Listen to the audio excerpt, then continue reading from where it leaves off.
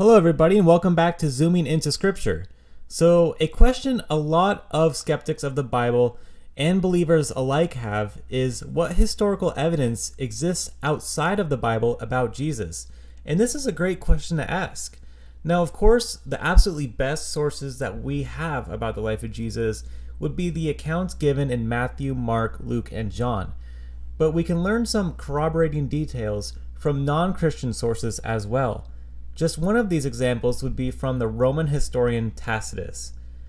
So let's get a little background knowledge about Tacitus first before digging into what he has to say about Jesus. Here's some biographical information from Britannica.com about Tacitus. So Tacitus was born in 56 AD and died in 120 AD. He was a Roman orator and public official, probably the greatest historian and one of the greatest prose stylists who wrote in the Latin language.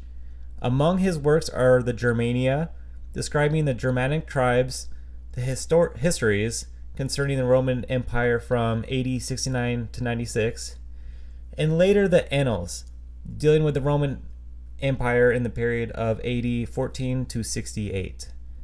Obviously, Tacitus is not an eyewitness to the events like the Gospel authors were or had access to, but nonetheless is an early non-Christian source that was very well connected to Roman leadership and a praised historian who had access to sources, and as you will see, brings a very Roman perspective. With a little background out of the way about Tacitus, what does Tacitus say about Jesus? Let's look at what he writes in the Annals, Book 15.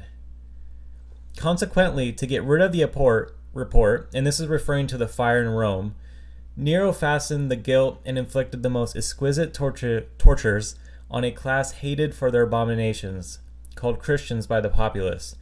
Christus, from whom the name had its origin, suffered the extreme penalty during the reign of Tiberius at the hands of one of our procurators, Pontius Pilatus.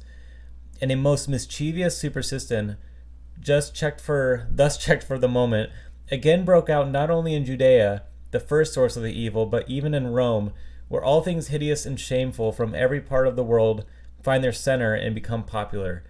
Accordingly, an arrest was made, and all those who pleaded guilty, then upon their information, an immense multitude was convicted, not so much of the crime of firing the city as of hatred against mankind. It should be obvious from the text that Tacitus does not like Christians, and unfortunately many Romans in general at this time, as the Christians suffered horribly under Nero, as Tacitus also describes. Mockery of every sort was added to their deaths. Covered in the skins of beasts, they were torn by dogs and perished, or nailed to crosses, or were doomed to the flames and burnt, to serve as nightly illumination when daylight had expired.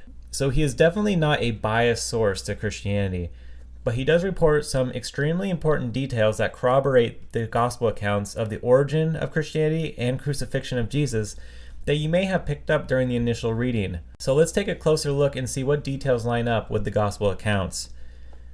First off, we learn that Christians were named after Christus, and Christ comes from the Greek word Christos, meaning anointed one or chosen one.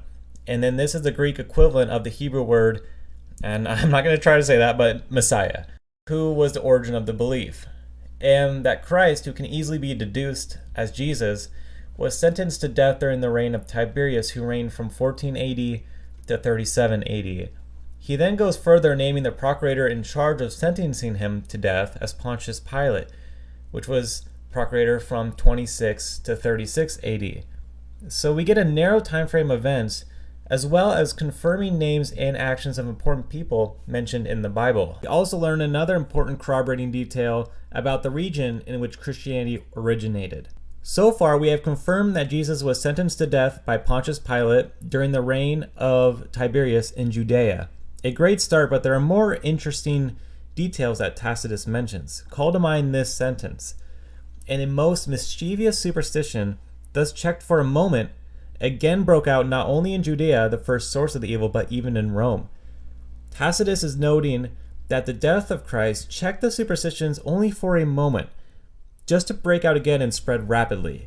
Does this narrative at all sound familiar? Sounds just like the Gospels account of fear and despair after the crucifixion that silenced the disciples of Jesus, but after encountering him after the resurrection on the third day, transformed them into fearless spreaders of the gospel and spreading that message all the way to Rome. Remember the time frame that I mentioned earlier?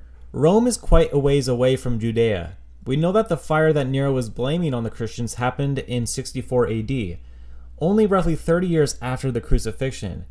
And in the short time, there was already a large Christian presence in Rome. This rapid spread of Christianity is extremely noteworthy and demands a cause, especially because the spread of information was so much different 2,000 years ago than today.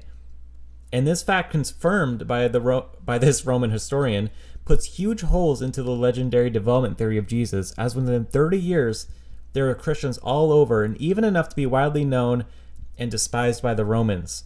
Peter J. Williams, in his book Can We Trust the Gospels, notes this: the rapid spread of Christianity may have relevance for investigating the reliability of the Gospels. Surely the more widespread Christianity became, the harder it would have been for anyone to change its message and beliefs. This would have been particularly so if the Christians were paying a high price for their faith. Scholars who argue that core Christian beliefs, such as the idea that Jesus rose from the dead after his crucifixion, were innovations arising as Christianity spread by word of mouth, need to suggest when this might have happened. The idea that core beliefs arose decades after Christianity began to spread does not explain why Christianity proved so popular in the first place, or how people who adhered to a version of Christianity without these beliefs later came to adopt them. So let's summarize all the details reported by the Bible that Tacitus corroborates. Tacitus corroborates Tiberius as reigning as the Bible states, that the governor was Pontius Pilate, that Pontius Pilate sentenced Jesus to death, that the death of Jesus ended the superstition only for a moment, that this superstition broke out again in Judea, and that it rapidly spread to Rome. It turns out that Tacitus corroborates some important details about the New Testament, and again, he is definitely no friend of Christianity. I want to emphasize the case of Jesus hardly rests on Tacitus' account, but offers a non-Christian source that corroborates details recorded in the New Testament and contradicts none, so is helpful to both Christians and non-Christians alike as extra evidence confirming the Bible. There are other sources outside the Bible as well that mention Jesus, so if you like this kind of video, let me know and I'll make more videos about other ancient figures who reference Jesus very early on.